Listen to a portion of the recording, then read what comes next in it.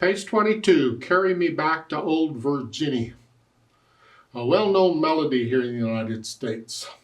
They're introducing a new type of pedal mark. I talked about this briefly in another video because I changed the pedaling there and you needed to do that. You needed to do this there. So this is a very common thing, though. It's called a change pedal.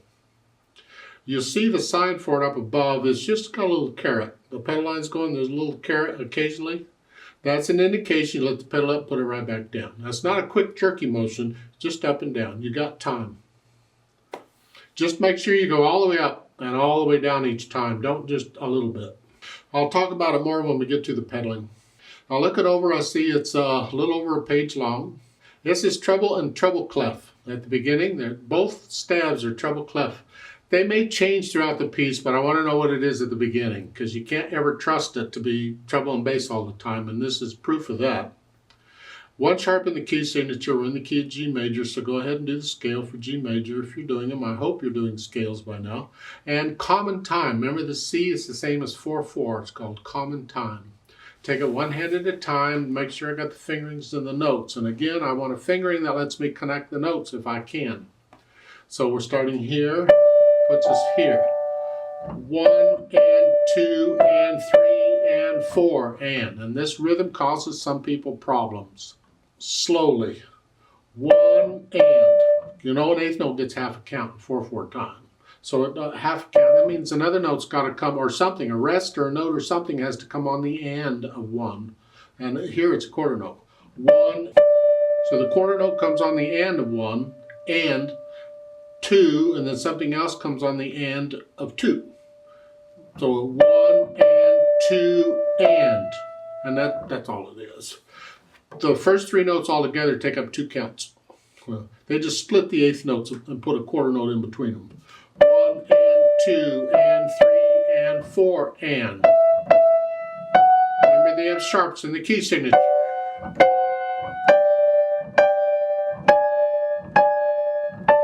The thumb's going to play all these notes, but I like to connect these if I can. And so what I'm going to do, rather than 3, I'm going to start with 2. That way I got a finger for each note. So just a 1, 2, then 1, 3, 1, 4, and now you can do a 1, 5. So I'm just going to start with a 1, 2 because I don't want to use 4 for both of those. And then the next measure, the right hand is playing some, because both hands are playing these eighth notes. And the right hand, you see it, you're down here on the C, and you're doing those. I use 4 on the F sharp, because really that's what it is. The next measure, the right hand comes up here. Same notes, but you're up here. Now again, I use 4 on the F sharp. And the left hand plays the half note. That's what the LH is for. And then going on here. Now all that's introduction. And then now you can come down here to this. Just lift up and move. 1 and 2 and 3 and 4. Crossover. Rest.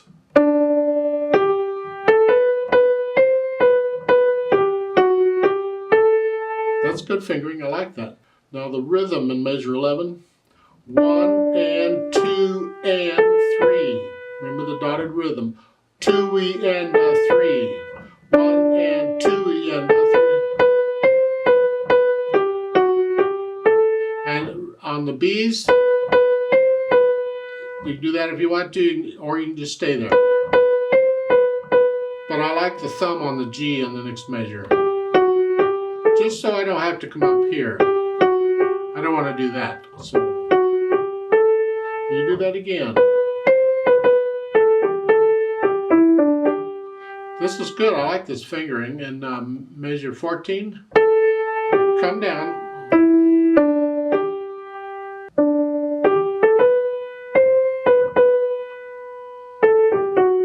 Now measure 17, we have bass clef. Now we're down here. Here. Now it's 1 and 2 and 3 and 4. And they want second finger. You don't need to stay where you are. you don't have to change that just because you do that. Because you got to come up here in the next measure anyway. You're back to treble clef. You got to go way up here. Here. And then 3.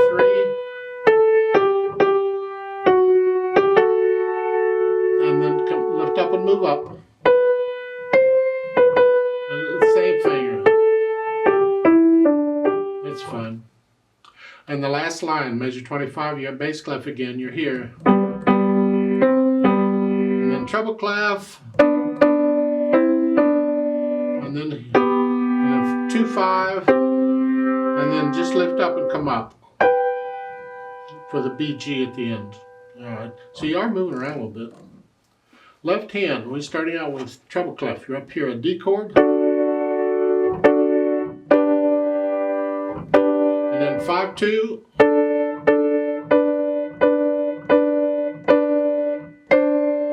Here, that's okay. And then for measure 5, you just come down and play it.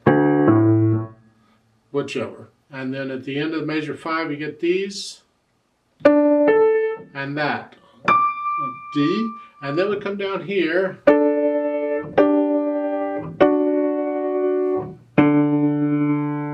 And then measure 9. See, all of that was introduction. The measure 9.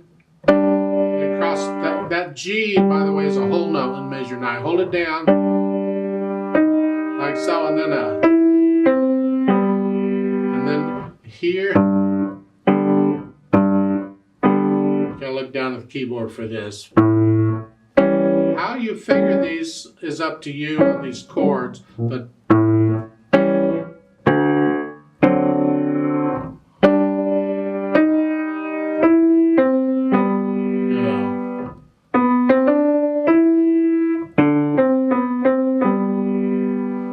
measure 17. I like that. 5 and then 4. That way we have enough fingers for the notes.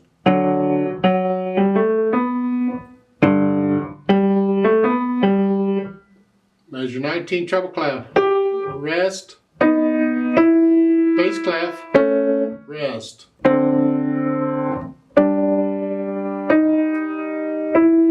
Okay.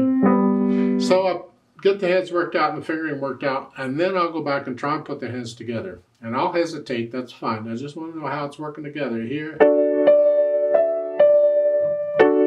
When I play the quarter note in the left hand, the right hand's resting. And here.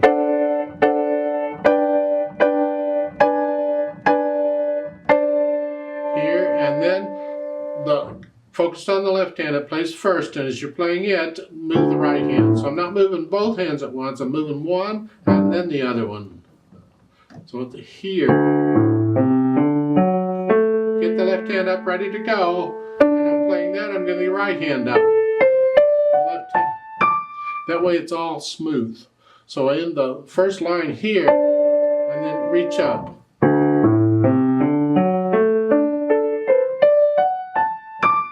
So it's all smooth. You have to look down at the keyboard at first. Actually, you're playing the same notes. These, and then these. It's the same thing, you're just up here. It's different octaves, and then here. It's easy to memorize those two measures.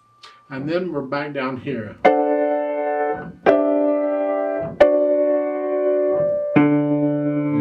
And then the piece starts.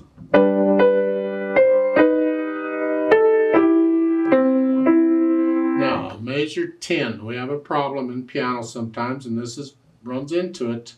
We're here.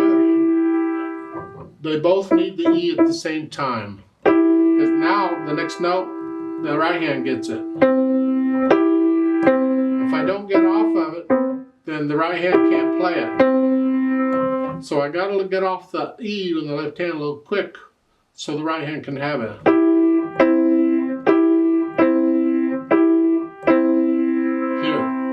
We have to do this, so yeah. Now, the left hand's a half note there, measure 10. Rest, and then you come down.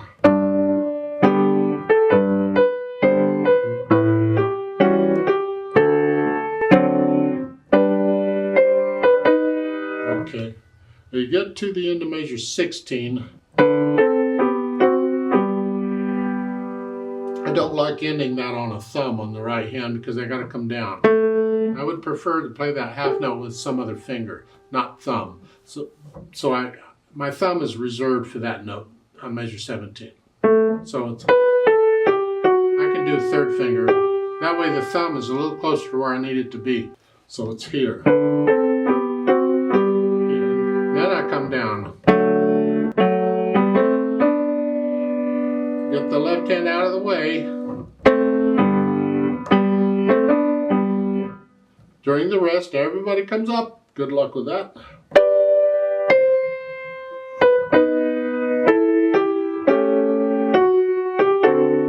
So you got some weird harmonies going on with these accidentals. You just have to work them out very slowly.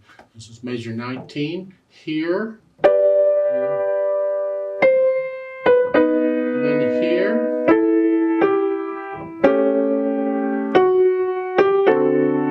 Work that out slowly so you get an idea of all these accidentals and things going on. So I get the hands together, and then I'll go back over just a few measures at a time here, and I'll get rid of the hesitations. Keep it slow. It is a slow piece anyway. Keep it slow and no hesitations. Well, it's sort of slow.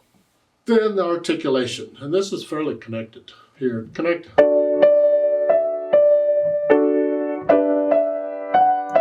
Can't really connect it, but you do the best you can. You can lift up for the phrasing, but I think in this piece most of the time they either give you a rest or you have to move, so you have to lift up. So it's at measure 9. It's the left hand I'm going to connect if I can.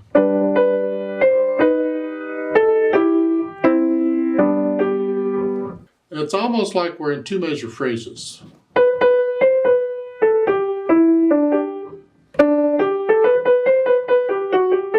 Lift up. When you give you a rest, you have to lift up. The fermata, hang on to that and lift up. See there, measure 17. Lift up.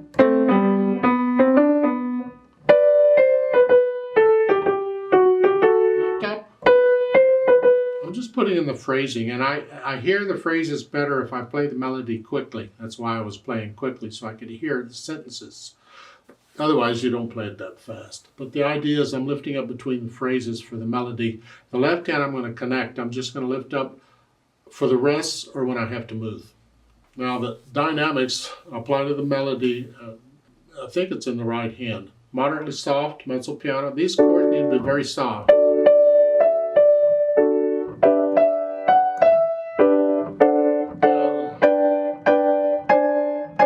And then measure 3, I suggest you come down to soft and go back up to moderately soft.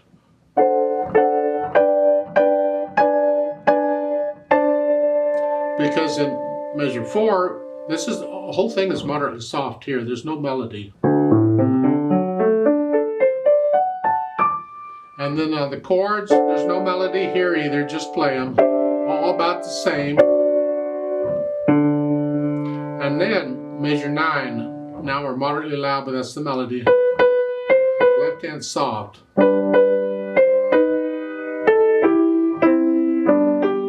We want to hear the melody. Now a measure 17, 18, you get a swell.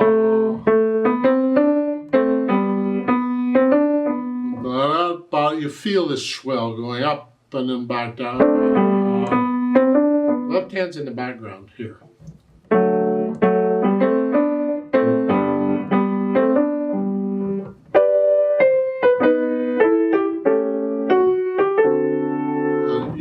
You read the dynamics. And then the speed, well, that's actually 2 speeds. The first 2 lines is an introduction. See the double bars at the end of the second line? Now they don't always separate an introduction with double bars, but a lot of times they will. It's easier to see the form. So introduction is sort of just a regular 1, 2, 3, 4.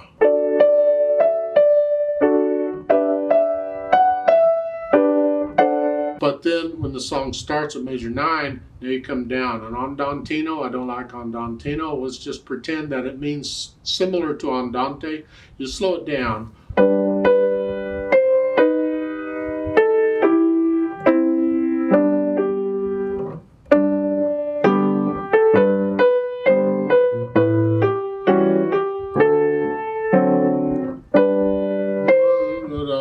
your time with this. There's no set speed. The metronome markings are just suggestions. You gotta get into it and feel it. I'll play at a different speed every time I play it. The fermatas, you just hang on to those as long as you think is right. Now it's kind of tricky, it confuses some people. Take a look at measure 15.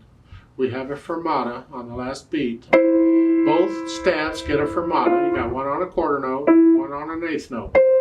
You think, how do I do that?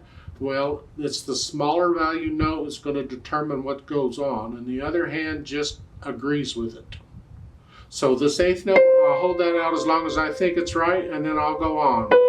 The left hand just stays with it. So that measure,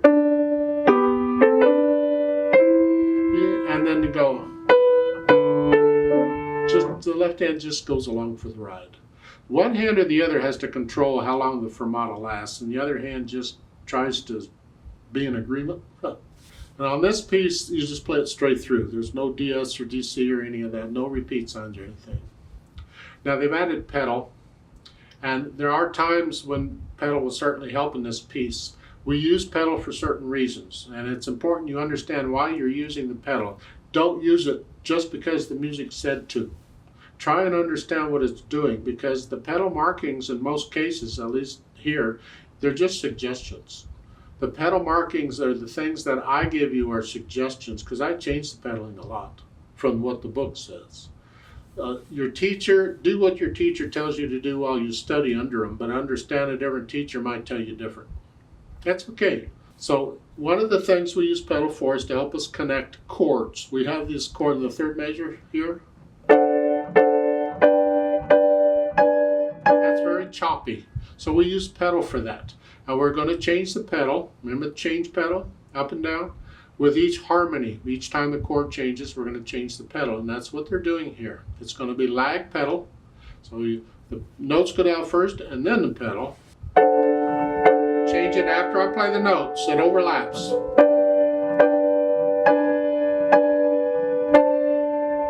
And now I'm going to change it after I play the first eighth note in the next measure and hold it down.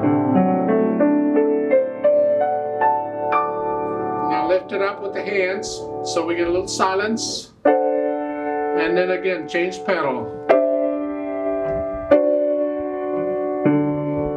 Fermata, you hang on to that, and then when you're ready to go on, lift the pedal with the hand so we get a little silence. There. See, it depends on whether you overlap or lift the pedal. If I want this connected sound, I overlap. If I want silence like in a phrase, I lift the pedal. So on measure 8 here,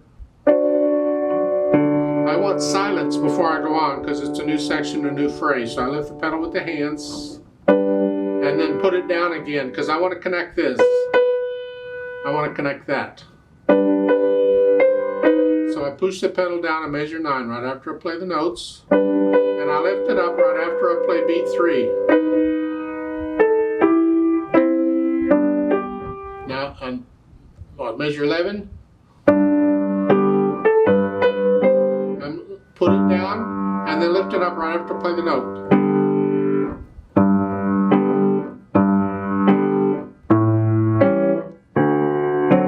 I'm just connecting it. It's interpretation.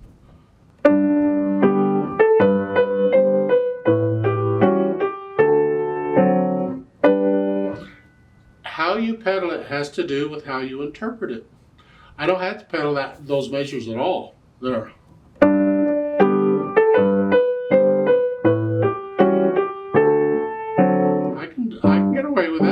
It depends on how I want it to sound. If I change pedal throughout, that blurs up the melody too much.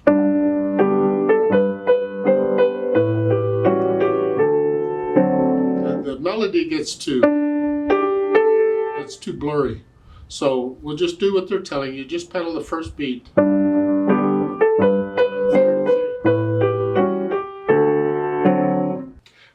Measure 16. Why pedal the half note?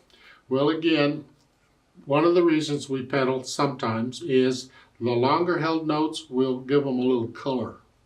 So this half note because we had so many eighth notes going, now we're hanging on to a note.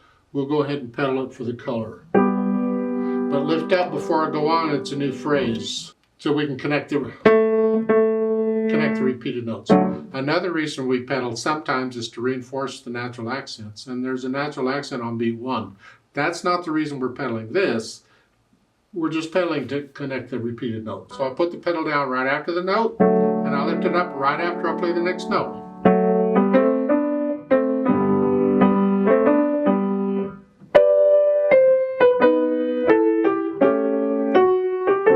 And then I'll measure 20 again, the half note to give it color, and lift up before I go on, it's a new phrase.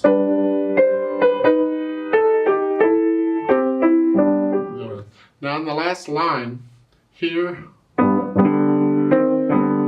don't know why they're not pedaling the first two. Because the repeated notes, I'd like to connect them. I've been connecting them throughout, so why not? So I suggest you pedal those. But lift it up on the eighth notes.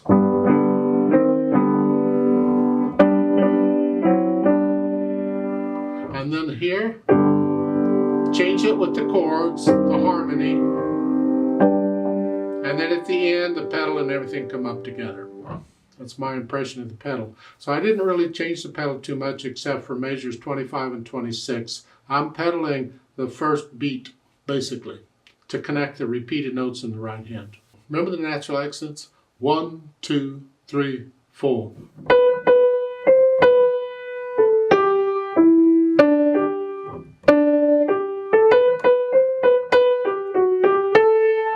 I'm exaggerating them so you can hear them better, but just feel these. 1, 2, 3, 4.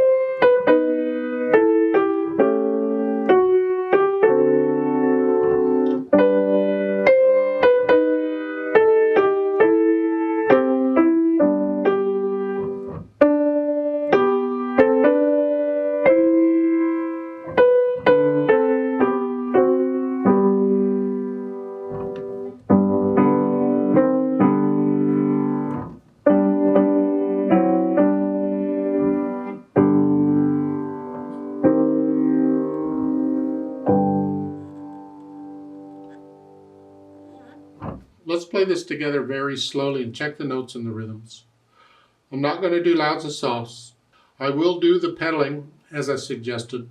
For the fermatas, I need to stay with the metronome because generally a fermata, you just hold it out as long as it feels right and then you go on. But with a metronome, I'm going to take the smallest note involved and double it, whatever it is. If it's a half note, I'll hold it 4 counts instead of 2. If it's a quarter note, I'll hold it 2 counts instead of whatever, so I can stay with the metronome.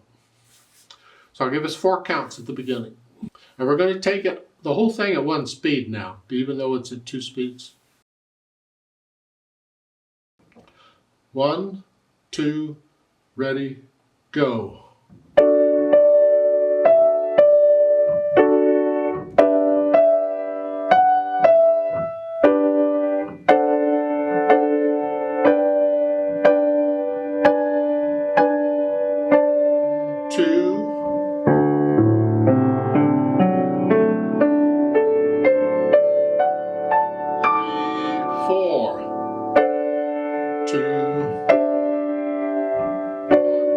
Two,